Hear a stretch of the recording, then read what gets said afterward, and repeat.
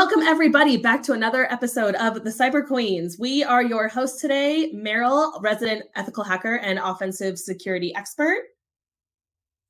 I'm Erika Eakins, your technical sales rep. And we are solo today. We are without Amber, who is off doing salesy things like SKOs or CKOs and things that I don't understand. Erika understands. I don't understand. So we will see her again when she's not busy doing that. But today's topic, we wanted to bring it back to something a little more technical, given that this is so prevalent in literally everything that we're seeing going on today with our friends and our coworkers and other organizations. And that is that there are breaches everywhere. Every day a new breach. Every day. New breaches all the time. If you're Uber, you're getting breached twice in the same year, which so sucks for them. So it's not funny. It's literally not funny, but it's not funny. I just don't know what to say about these breaches anymore. Every day it's like I feel like I'm getting news about the breaches. Something with Google Fi, T-Mobile customers were impacted. I saw that yesterday. And we just talked about mass layoffs in security and tech last week. And it's like, you see companies, I can't remember the company, Erika, we're going to have to look it up. One company laid off, I think it was Twitch, laid off their entire cybersecurity department. The whole security department at once. They decide they're going to start outsourcing cybersecurity or something. They're like, we don't need these internal peeps anymore. So I'm like, gee, why are all these breaches happening? We're getting rid of all the professionals who know how to stop them. And then when you hire them, you don't listen to us. We're like, we need this, but do we really? Yes, we do. Well, we'll just wait till we get breached and see if we really needed that. Honestly, from the sales perspective, I've had customers in the past tell me, I'm good. We have no security holes in our environment, and I'll just pay the fine. Okay. What? When you're talking about risk appetite, so risk appetite, for those of you who don't know who are new to security, risk appetite is a organization's quantified risk that they're willing to accept to do business. So the most secure way to do business is never to put your computer on the internet, right? The internet is risky. It would be to keep it off the internet, but that's not very useful. So you accept a certain amount of risk putting your computers and your assets on the internet in order to be able to Google things and access things, but you're accepting a certain amount of risk. That's your risk appetite. You're like, I'm willing to accept the fact that I might get a malicious email. Someone might get my email, whatever, if I go on the internet. So that's your risk appetite. So some companies bake into their risk appetite that they think they can survive the fines. They don't need to do due diligence. They don't need to pass audits because if they get breached and they get fined, they will be okay. This is a horrible philosophy. And if your company has this philosophy, don't walk, run. You run towards the exit at the speed of excellence.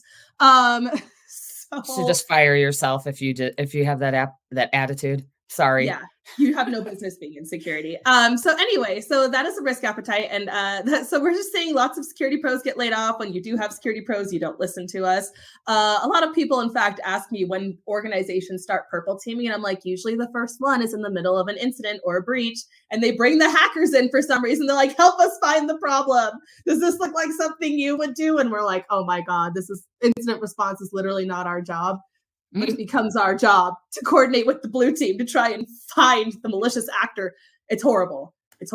So anyway, today we are going to focus on two of the latest and greatest breaches to plague our lives. That's Uber and LastPass. We're so sorry, Uber and LastPass. Our hearts are with you. We play the small violin in your honor. But what we're going to do is talk about how these happen from an offensive perspective. I'm going to do a little bit of my thing and tell you folks how this happened, how people like me do this.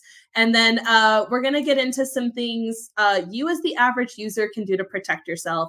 Start thinking about baking security into your life every day because you're on the internet. And like we just said, that's risky. So it's really important.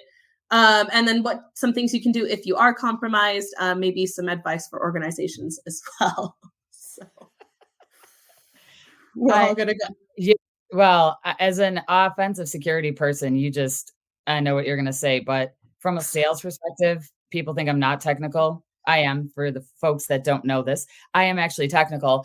And I just literally walk out shaking my head sometimes. Yep, we cut the security budget and we upped the freaking bonuses for our CEOs and CTOs. Why did this happen? Well, because we have an 8-character password policy and people like Erika are like, oh, I'm out. Yeah, and the CEO's password is literally password. Oh Still, God. there's people. No, No it's offense, password CEOs. 2023 now. It's new year. So So now it's password 2023. Okay. yeah, because they make you put a number. No It's a offense to new my execs year. out there.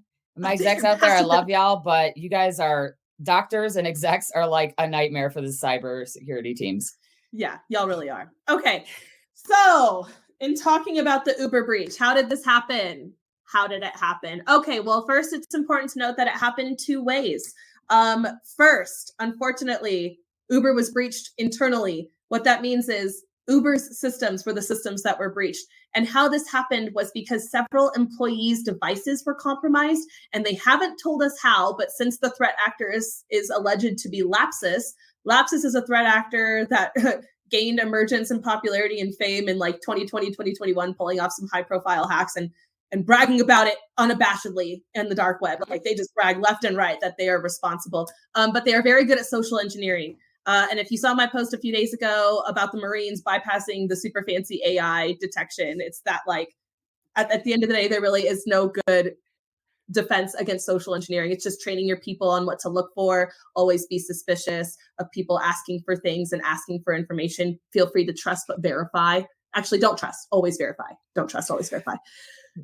And be aware of spoofing. I just want to add, be aware of spoofing. If you get an email from your CEO asking for something and he or she never emails you, please verify who the sender is. It's really easy to just click on the person's name, even in your personal email. Click on the email address or the name, hover, and look at the domain.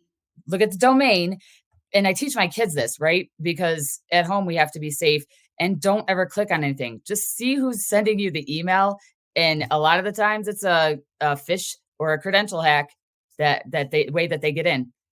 Yeah, PSA, if your CEO is not asking you for things on the regular because you're not their assistant and you're not a VP they go to, today is not the day. You are not special. You are not picking your CEO Apple gift cards. That's not a thing.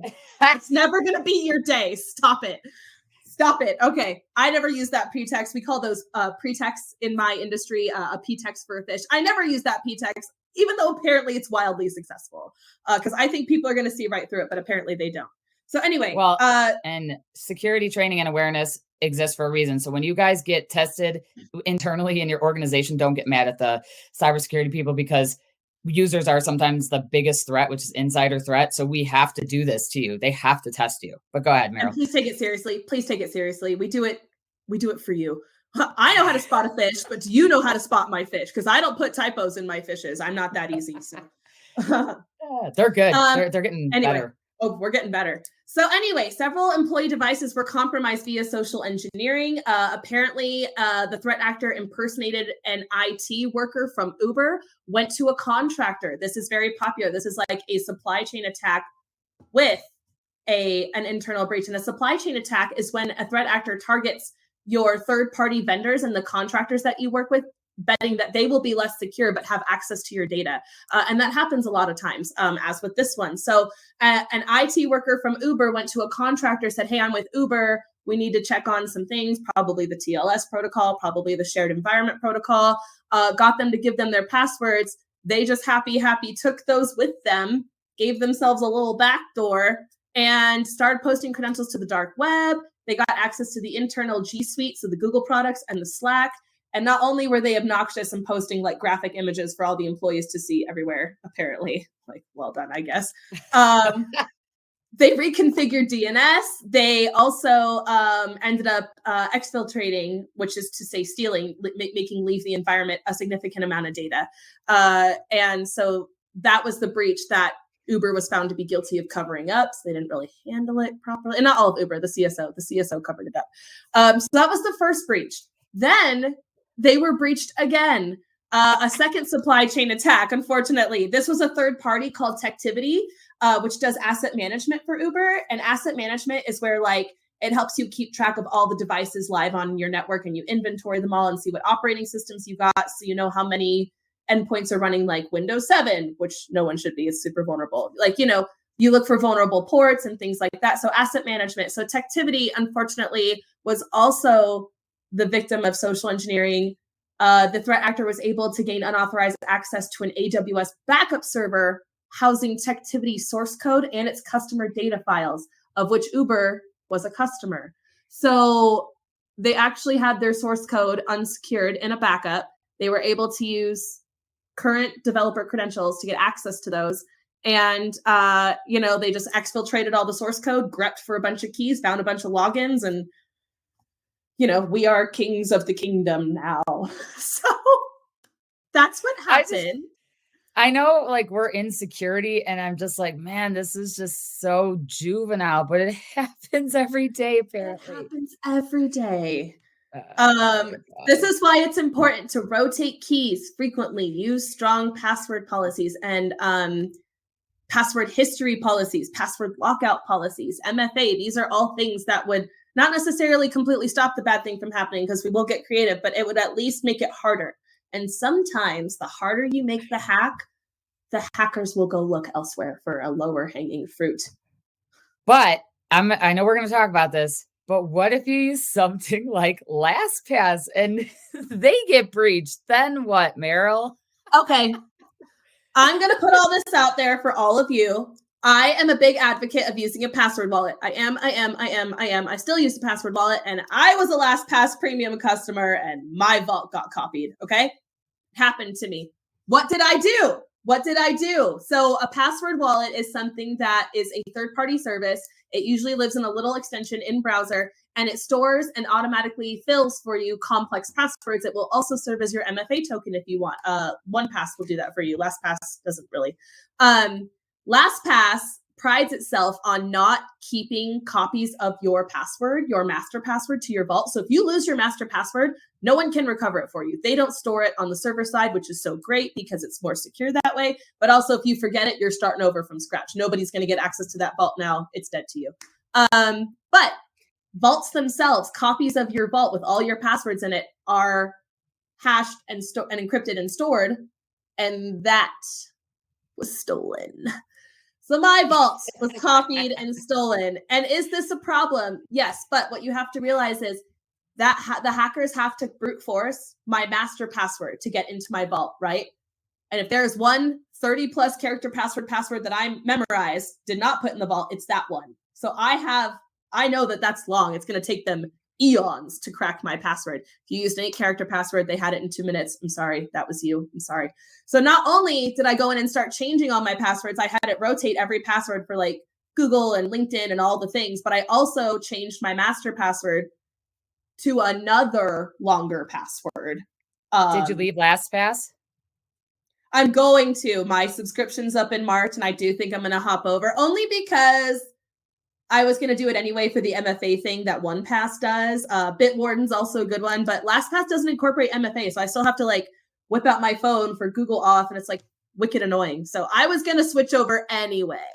So OnePass is good, because I was going to go to LastPass literally the day before they announced that, for my personal stuff, the day before they announced that they got breached, I like downloaded LastPass on my personal device because I've used it in the enterprise. The enterprise, it's great. I never used it because I used something else on my personal stuff, and then they got breached. So now I'm like, I'm in all these Slack channels and people are giving advice on which one to go to. So OnePass, is that good? OnePass is where it's at. Not yet been breached. Knock on wood. I hope it doesn't happen for you guys. I really don't, now that I've said Please. it in the universe. I can't take it. I know, but I am still a big believer in them. I believe in the theory behind them. I believe in like the science and like the reasons of why we use them. Anything can the vaults were copied, but they were still encrypted. They still have to brute force all your master passwords. So if you change your master password and they brute force your master password and they try it, guess what? It's no longer valid. So pretty much as soon as they have all these thousands of passwords to brute force, if we all start changing them, we just made that effort completely useless. So they do have to still crack that to get to your other passwords. And then I think even those are encrypted and hashed. So then they have to brute force all your other passwords. So it's like, they're probably looking for like 1 or 2 specific people. And they just end up stealing the whole thing to like, maybe they got lucky. We'll just take what we can get. But I do still have LastPass. I have not yet been breached. God, I hope it doesn't happen to me. It shouldn't. I hope not. This is what I put up in meetings. I put why? Why do people do this? Why? It's my little whiteboard. Sorry. Usually in meetings where we're discussing password policy and administrative policy, they make me go off camera so you can't see me go. So they can't see you cringe? They're like, Maril's muted, right? Maril can't speak. Okay, great. Seriously. I'm like, what? What did you say? No, okay.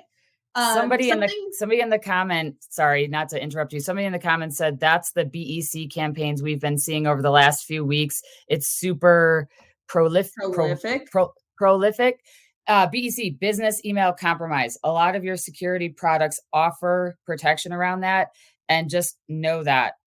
Know what your protection is, and stay on top of it. Be proactive and not reactive, because then I have to come in and clean up the mess and charge you a crap ton of money for professional services and my products. Please don't do this to us. Or be lazy and reactive and make my job easier. Yeah. Choose your own adventure. Doesn't really matter. Companies are not proactive. Sorry, y'all. Private and public sector, you guys are not proactive. You wait until this crap happens. And you know what makes me mad? What is the freaking what's the ramifications for these companies? Why are they? I know they have to give you the monitoring stuff, identity monitoring, but what's really happening to them? They pay a fine? Whoops. Yeah. So the companies themselves usually try to invoke their cybersecurity insurance if they, first of all, you have to qualify for it. And then if you get the policy, it's astronomically expensive. But then when they do try to invoke it, the cybersecurity insurance company is going to say, okay, show us your due diligence. How did you try and prevent this from happening? And once it did start happening, how did you try and identify, contain, and eradicate the problem? Why did it result in a breach? And why was it not simply an event or an incident, which is before it gets to breach means data has left the environment. Before that, it's an incident we can relatively contain. So why did it become a breach? And you have to explain yourself. And the feds can fine you. Private regulatory bodies can fine you, like PCI and stuff like that. So you'll get fined. Not to mention the executive order around supply chain security that came out at the end of the year from the current administration. Y'all need to read that, because you were supposed to be compliant by January 14th. Certain industries or sectors, I'm assuming it was government, had to be up to speed and compliant by the 14th, but maybe it's everybody else too. I'd have to read it again. I've been talking to people in the industry that don't know about this software supply chain executive order. And a lot of it has to do because they're not in the cloud and, they're selling other products. But why do more people not know about this? I am a salesperson. They're not up on cyber news. And honestly, if you haven't heard of this executive order and you don't know what to do, what it's asking or demanding, and how to prepare for it, my boss, Chris Hughes, did a wonderful webinar on this, actually with the Aqua folks. So we'll link that in the notes. You can watch it and educate yourselves. It's basically the federal government's attempt to say, we're no longer suggesting and asking that you take care of these things and that you pay attention to your supply chain and make sure your vendors are operating securely. We are now commanding that if you do business with an insecure vendor and you are breached as a result of them being breached, we're going to blame you too. It's not, oh, that was them. That was all them. That wasn't us at all. You're going to get blamed also. So yes, you're going to be liable. I don't want to hear people like, oh, it's America. We have rights. Don't tell us what to do. They can't regulate. The federal government can't regulate. Well, in certain instances, I agree. The government should not control us. But the reason that these things happen is because companies and people in this country do something to make these things happen. So you ever see a rule or a law that you're like, that is so stupid that even has to be stated? It's because we don't fix it and we're stupid. You know what? I used to work for Caesars Entertainment, right? I used to work for Caesars Entertainment. At my orientation, there was a rule in the manual that says no smoking crack in the hallways. And that seems stupid, but you know why it has to be a rule? Because at one point, somebody did it. Somebody did it. So the reason these things have to be laws is because at one point, someone did the stupid thing. And we are trying to prevent more stupidity from spreading. Here's a comment. Per the MDDR 22, 98% of all security issues can be prevented if organizations just do their job and pay attention. So I'm going to link the executive order on the post notes. So when we repost this, I'm going to try to find the executive order. I'll make sure that I find the right one, Maril. But I cannot believe that people still do not know about this. But yeah, that statistic is insanely true. Yeah, what Brandon's referring to is like the basics. No one does the basics. They're like, bam, we stood up an environment. Let's get XOR and MDR. And I'm like, whoa, did you do the CIS first 6? They're like, what?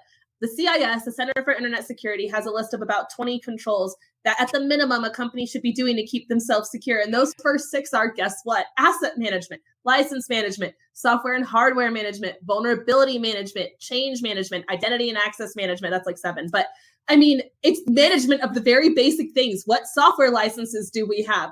What are our user provisions and permissions and RBAC and role-based access control and things like that? If you're not doing the basics, you have no business doing the sophisticated, because once we get past your fancy firewall, and we will, it's open season back there. Well, and the security people sometimes are throwing their hands up because, like I said earlier, companies cut cyber and security budget like first because of whatever reason. They think it's not important. They don't get it. And that the security people are overworked. The pen testers, the blue team, red team, purple team, they're all overworked. I'm telling you right now, Chat GPT is going to take the executives' jobs eventually, because it's just going to tell everybody what to do and how to do it, and they're not going to need it. Yeah, I dare everybody to go type into Chat GPT, how do you secure an organization? And I want to see what it says. I guarantee you, y'all are doing half of it. You're not doing half of it. Certain executives feel like, well, we're not going to be a target. We're not a target. No one would want our customer data. We're too small. There is no target too small. There's no actor too small and no target too small, because smaller targets with enough information lead to bigger targets. Like, maybe I steal your name one day. Maybe I steal your email one day. Maybe I steal your address one day. And eventually I have a whole profile. Now I can impersonate your identity. Like, there is no piece of info too small. What do you want me to ask? How do you make an organization like cyber secure? Like, how do you secure an organization's data? Something to that effect. Someone in the comments says alert fatigue. So alert fatigue is a thing. This is where, honestly, purple teams play a really strong role. If you are supposedly identifying on, blocking, or mitigating certain things, but you've never confirmed it, purple teams come in, and we do incorporate that pen testing aspect of, like, let's offensively test. But then we don't just say, okay, well, that didn't work. Here you go. What we do is we say, how do we fine tune this? Like, we can't alert every time someone uses clipboard. That's stupid. But can you alert when people use clipboard from the command line? Can you alert when people use certain native syntax, binaries, libraries, like certain commands to do certain things? Can we alert around that? Or can you daisy chain alert? So this isn't bad by itself, and this isn't bad by itself, but maybe. So we're trying to really automate as much as we can. And if you do have to manually investigate, if you do have to look at the alert, we want to make those manual investigations more value added. That's my small purple team spiel for the day. I'll be done. What does it say? I'm going to start bringing this up in meetings to customers. Okay. What does it say? It gave me 8 options. So it started with securing an organization's, what I asked it is, how do you secure an organization's data? It said securing an organization's data involves implementing several best practices and techniques, including the following. Number 1, access control. And then it tells you limit access to data based on the principle of least privilege. Duh. Number 2, it tells you the best practices, and then it tells you why. Number 2, encryption. Encrypt sensitive data, both in storage and in transit. Backup and disaster recovery. Regularly back up your data and have a plan in place for disaster recovery. Number 4, network security. Secure the organization's network using firewalls, virtual private networks, VPN, and other security measures. 5, user education and awareness. Educate employees on security best practices and raise their awareness of potential threats. So those annoying emails that you get from that are a phish that to see if you're like clicking on stuff, that's one of them. Number 6, regular security audits and assessments. So regularly assess, which none of you are passing. None of you are passing security posture. And the vendors and the resellers come in and tell you guys to do this, and you think we're just trying to rip you off. No, you need to do security audits and audit your security posture. Number 7, software and system updates. Keep all software and systems up to date with the latest security patches. So don't be on version 1.0 and we're on like 20.2. And number 8, threat monitoring. Continuously monitor for potential threats and immediately respond to any incidents. These are some of the key steps for securing an organization's data, but there may be others depending on the specifics of the organization's needs and infrastructure. ChatGPT is smarter than half of the executives out there. I swear to God. Some security people too. No offense, y'all. Yeah. Yeah, that continuous monitoring, threat actors, identifying threat behavior, threat modeling, risk assessments. Like this is all part of what I do. And say it with me. It should all be done with CTI, influenced by CTI, which is cyber threat intelligence. If you're not using cyber threat intelligence, you're just guessing. You're gambling. You're throwing a dart at the minor matrix and saying, I hope this pays off. So anyway, yeah, when you're that's a talk for another time. Maril will talk threat modeling another time. When you want to get rid of your threat intel team, think again. I'm gonna type into ChatGPT. I'll do this on a little video later. I'm gonna type in there, who are my threat actors if I work in a certain industry? I'm just curious what it says. I want to know if it could be a CTI feed all on its own. I'm very curious. Listen, anyway, it's a 14-year-old in Europe. They're the hacker groups. Brandon, I agree with you. ChatGPT for the win. These hacker groups are like young kids, most of them. Scared for our future. The skinnies are poning Microsoft. It's not good. So some of the high-profile breaches last year: Okta, Microsoft, Rockstar Gaming, Uber.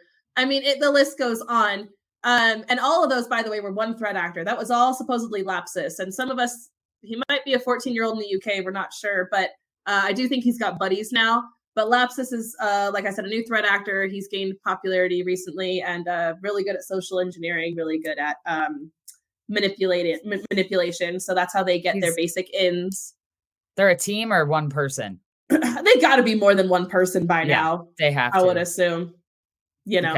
Okay. Anyway, so the potential ramifications to address Erica's earlier question. So for an organization, this can be broken down into like technical impact and business impact. So technical: loss of confidentiality, loss of integrity, loss of availability, your services and your data, loss of accountability. You can no longer prove that you're treating data as securely as you say. Your business impact: financial damage, fines, reputational damage, PR nightmare, non-compliance, more fines, privacy violations, even more fines. Are we seeing a trend here? So please do your due diligence. But for the basic user, the ramifications are much worse because, like I said, when one piece of your data is stolen, those are sold on the dark web and people are putting together like one piece at a time, entire profiles of people. And once they have access to certain pieces of your PII, your personally identifiable information, your PHI, personal health information, they can steal your identity. They can impersonate you. They can sign you up for things you weren't aware you signed up for. They can stalk you. They can stalk your children. They can figure out where you live, where they go to school, how much you pay in taxes. They can blackmail you, bribe you, leverage you. Like these are all major concerns. If you even have a significant amount of debt or like a really bad credit score, the government won't even give you a top secret clearance because you're just a liability for that kind of thing. So the ramifications to the daily user are really freaking bad. Like sex traffickers buy these sets of data to stalk you where you shop and where you work out and where you live.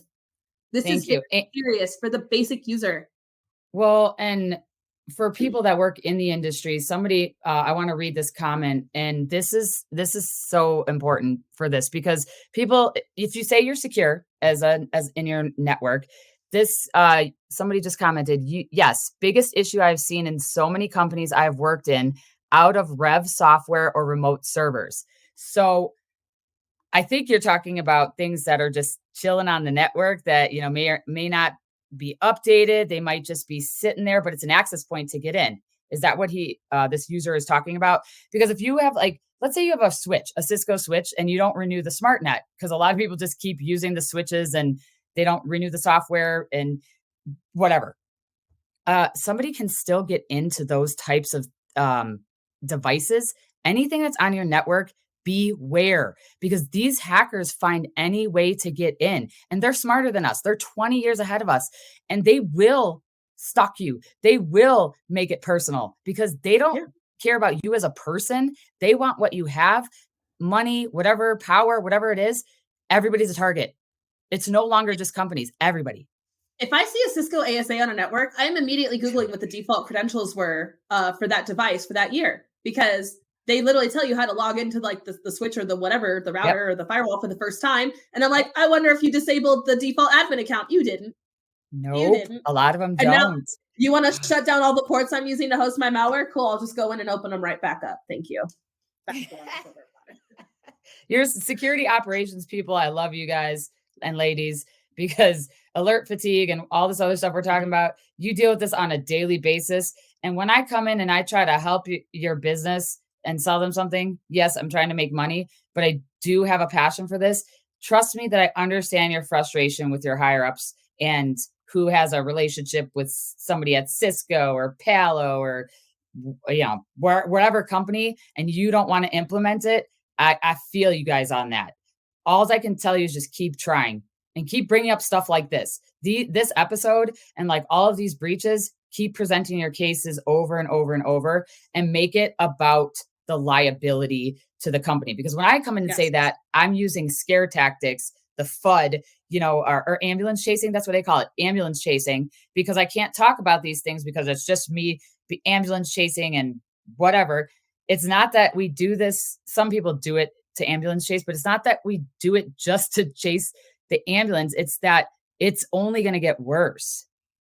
Like the next generation that we're trying to bring into cyber, they're already light years ahead of us. These little mofos are so smart.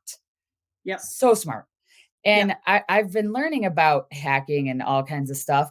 And literally I learned about the levels of hackers, like, beginner all the way through script kiddie. I cannot tell you how many times I did that before I even came in the industry. I didn't know that I was a technical person until I found this industry, but I was like, man, I could hack in easily into a Wi-Fi at a Starbucks. I don't do it, so don't come and arrest me. I'm just saying it's super easy.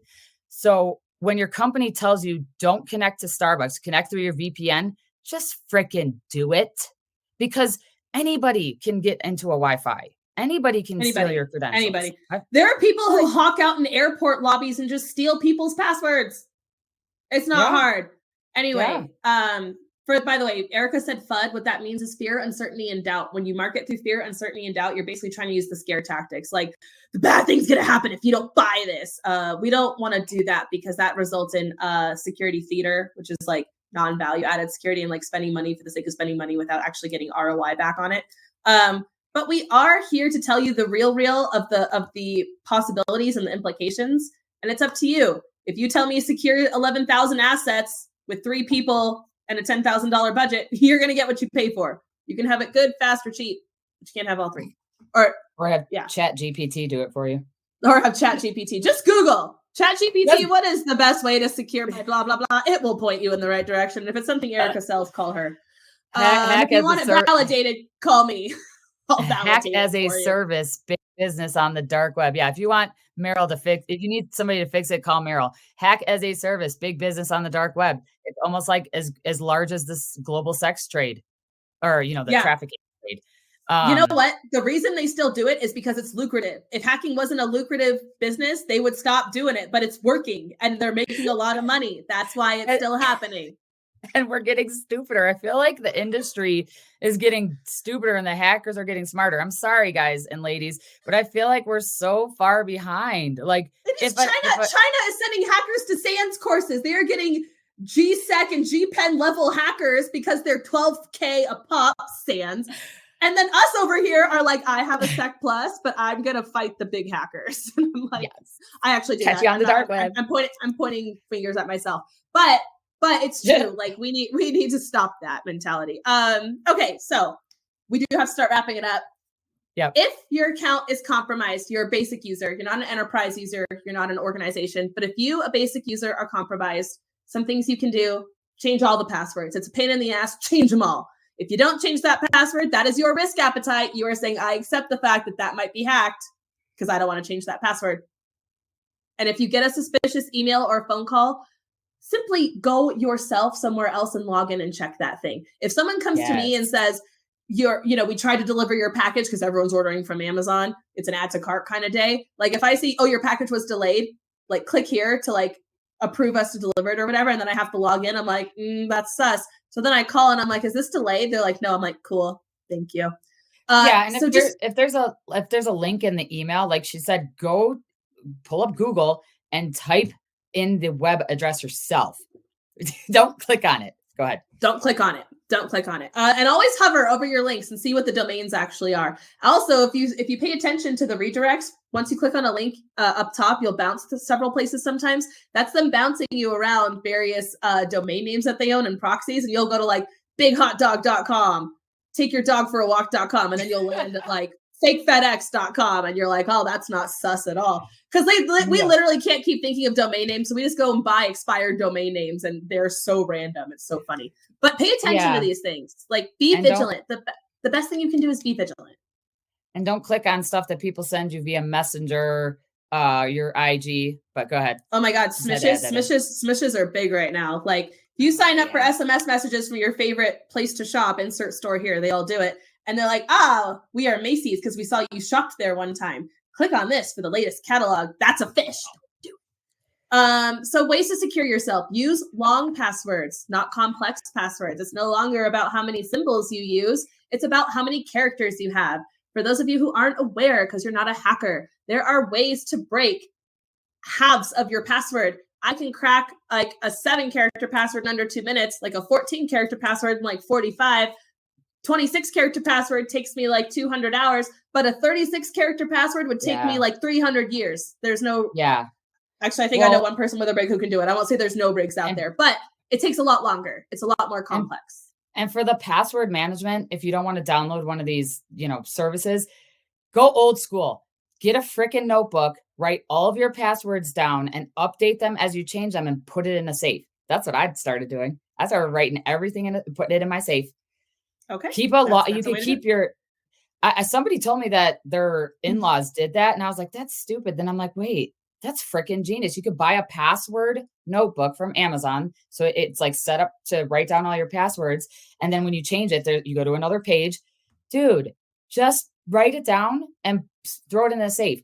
I used to think my dad was crazy that he did stuff like that. And I was like, and he wanted to like go off the grid and stuff. So he's kind of like way out there with his tinfoil hat. But I love you, Dad. But I was like, he doesn't want to freaking have anything out there. Stuff is out there of his, but he wrote everything down and put it in a safe too, now that I think about it. And I was like, what's this crazy old man? Look at me now. Yeah, I mean, that's definitely something you can do.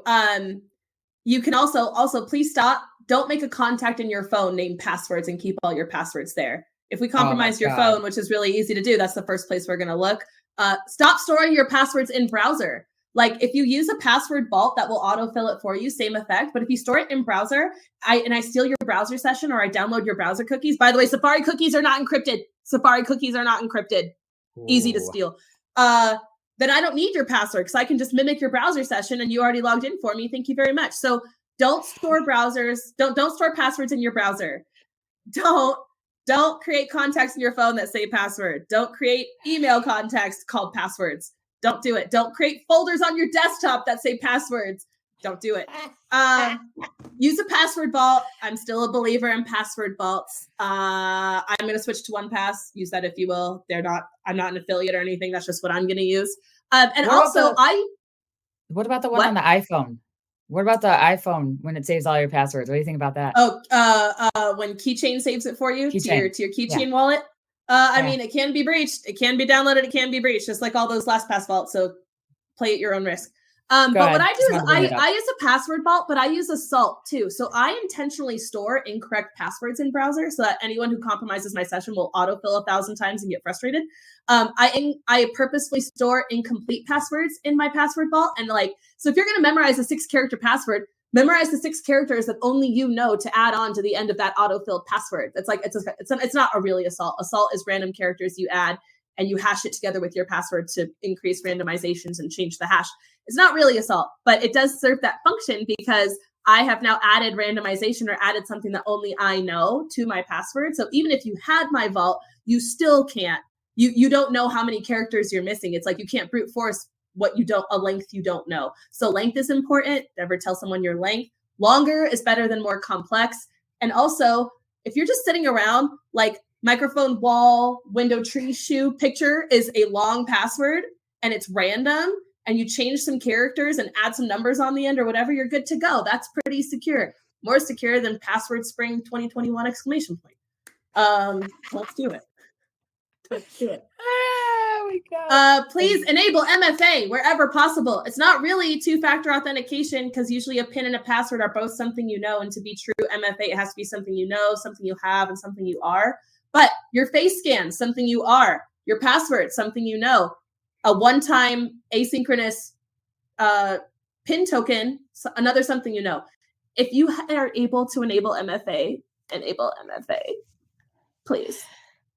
Please. So this is a question I'm going to leave everybody with. I know we're not doing final takeaways just yet, but what about when they start breaking through the biometrics finger, when you use your finger to open your phone or your face or to deep open the face. phone? If I pull up a picture of you and I show your phone to it, it'll unlock. Yeah. Everything can be bypassed. You guys, a lot of things can be bypassed. These things are not foolproof. What I'm saying is maybe enough of these things in conjunction with each other, again, doesn't make you low-hanging fruit. Maybe the hacker gets bored and looks elsewhere. So your risk, from a cyber perspective, your risk equals your likelihood times your impact. The likelihood of vulnerability will be exploited times how bad if it's exploited. That's the risk. You're bringing that likelihood down the more of this shit you put on top of it. That's the goal. Make it too hard, they look elsewhere. I mean, and if they keep coming at you, maybe just join them. Go be a hacker and get arrested. I mean, I feel like if they want to keep coming at me, maybe like I should just join. Can't beat them, join them, right? No, that's bad advice. Don't learn the ways. No, definitely join me. Join me. Well, on the good side, not on the. I was talking about joining the bad side. Yeah, don't do it. Okay, and my last two things are: don't use business emails to sign up for things like Instagram and Fabletics and whatever. Stop using your business email other easily compromisable places, because half of the battle we have to guess is your username and your email and your domain and your naming convention. If you make that harder for us, again, maybe it takes us longer. It won't stop us, but it'll take us longer. Stop giving out your business email. And how you do that according to Kaspersky, it pays. And how you do that on LinkedIn, by the way, is to use a veneer email. So like if you're zoom.us, maybe don't have all your employees use zoom.us to sign up for LinkedIn. Maybe also get zoom.io or zoom. Something else and make them sign up using that. So zoom.us is safe. Or you can sign up as your primary email as your personal email. And then a secondary email is your work email. You can do that too. There are also burner emails. Yeah. There are burner emails that exist. Like if someone makes you put in an email to use their Wi-Fi, it's like no@gmail.com. No number 10,441 @gmail.com. We all send them there, so no one has to deal with it. Okay, this is 40-minute episode already. All right, final takeaways. Final takeaways from me. Listen, I love you guys in the industry, customers. I love you guys to death. But if I come in and we meet and you waste my time and tell me that you're secure, you don't need my stuff. Now, if I reach out to you and then we take a meeting and you kick me out, that's fine. But if you come to me or whoever and say you're good, please just quit, because nobody is safe personally, professionally. And no, you don't want to have a bunch of tools and whatever's in your network, but do your security audits. Have your pen testers try to hack you. Get outside parties to do it. I know this all costs money and nobody wants to say they have money for this, but at the end of the day, just always remember how much it's going to cost you and the thousands to millions of other people that's going to affect.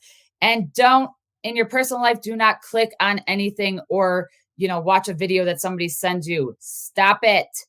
My Instagram got hacked. Yeah, because you're dumb and you friggin' clicked on something. Sorry. But Erika needs more coffee. It's early. No, I'm getting all worked up here. My face is getting red. It's true. I sent Erika a join link the other week and she goes, "Is this malware?" I was like, "Oh, Erika, I love you." But question everything. She's like, "Maril, did you send the link at this time?" I was like, "Yes, I did." She goes, "Okay, that's you." See, she's questioning. That's good. So my final takeaways for the organization: stop limiting your red teams and your pen testers. Do assume breach testing. Don't make us spend, like, you get 2 weeks, so 10 days of our time for your test period. Don't make us spend 8 of those days getting past your firewall, because we will. And it's a waste of everybody's time. Do assume breach testing. Implement zero trust. Stop limiting our scope. If it's in scope for lapses, it's in scope for us. And let us really give you your best shot. Your basic user, please stop using easy passwords. Stop it. Please. Because if I steal your Instagram, it's mine. No, I'm kidding. I don't do that. But it's not ethical. But no, please be aware of the things you can do to protect yourself. Implement things that are very easy to implement. Use password wallets. Maybe write them down and keep them in a safe. Stop storing them in browser. Use longer passwords. Longer, easy to remember passwords. I don't care. Combine all 8 of your grandkids. Add a year and an exclamation point and some extra numbers. You're done. That's perfect. Just do what you can to keep yourself secure, because obviously the organizations out there with your data, although they're doing their best, they're not doing a great job all the time. So don't trust them that they're going to take care of your data. You take care of your data. That is my takeaway. Yes. All right. We love y'all. Thank you for joining. We love you. Have been great. We love you. Thank you for listening to us rant at you. Please go out there and be more secure. If you enjoyed hanging out with us this week, we go live every Wednesday at about 9:15 Pacific, 12:15 Eastern time. We are going to start doing monthly Q&As at the end of the month. So the first one coming up on hiring, tips to get hired, job searching, stuff like that. Coming up at the end of February, there will be an announcement. If you enjoyed hanging out with us, please tell us. And if you did not, please also tell us. We love the negative feedback. It's engagement. And also, we can't change if we don't know what you hate. Other than that, please like, share, and subscribe. It costs you absolutely nothing. It is the best way to support us, to get our message out to other people. And with that, we, the Cyber Queens, love you, and we will see you next week. Bye. Bye. Oh, that was a good one. That was a pretty good one. I'm pretty proud of us. Yes. Yes.